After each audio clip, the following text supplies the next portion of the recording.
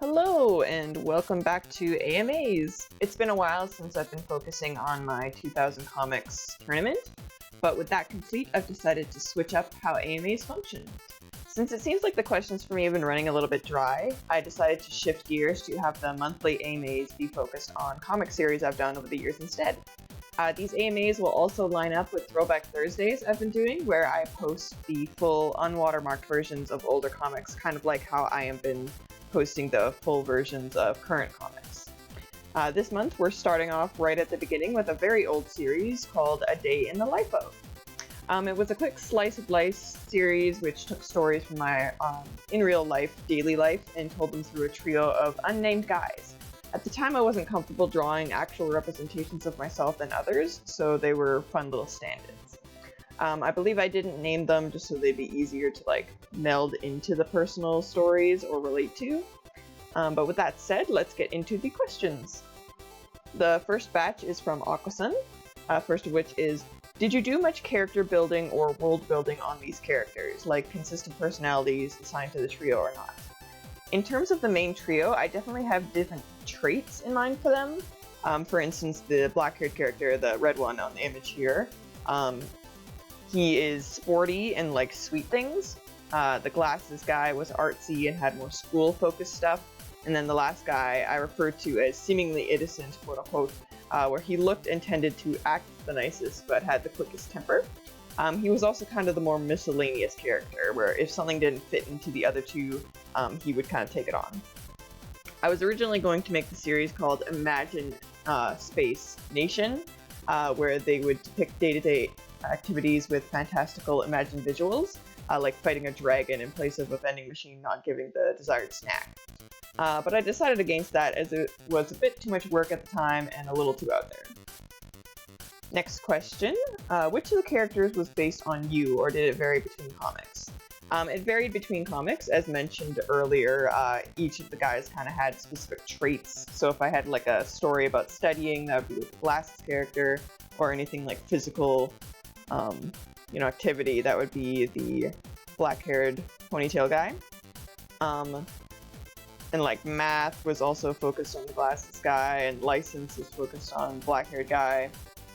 I tried to make it consistent between them. Next question, art style-wise, was there big influences on the character designs? I wasn't sure at first, but then I kind of thought about it, and it was around the time that I was first getting into The World God Only Knows, so there was a few influences there in terms of how that story deals with hosts. In particular, I was thinking of seemingly innocent or green guy here was the human. Glasses was based on a heaven design posting from that human in my head at first, and then the black-haired one was for a devil quote-unquote host, because it was an AU I had in my mind for The World God Only Knows. Then I was I'm not gonna actually do that AU, so I'll just use the general basis as springboard for these guys. A little embarrassing, but it is the truth, and that's what we tell here. The last question from Aquasun is, what was the best thing you learned from doing these comics?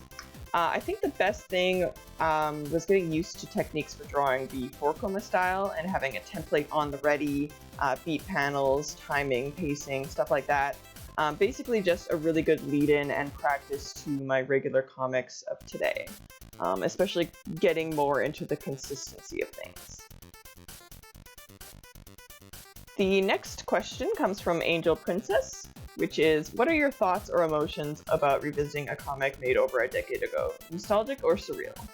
I would lean more nostalgic. It honestly doesn't feel as long as it has been. I did cringe a little immediately at some of the art being off, but it's still very charming, and I'm proud of what I did all those years ago. And that's all. By the end of the month, all the Day in the Life of comics will be up on Patreon for $5 and above patrons to view. Here you can see, I'm going to go over to the end screen here. You can see my lovely patrons scrolling along with their patron NPCs.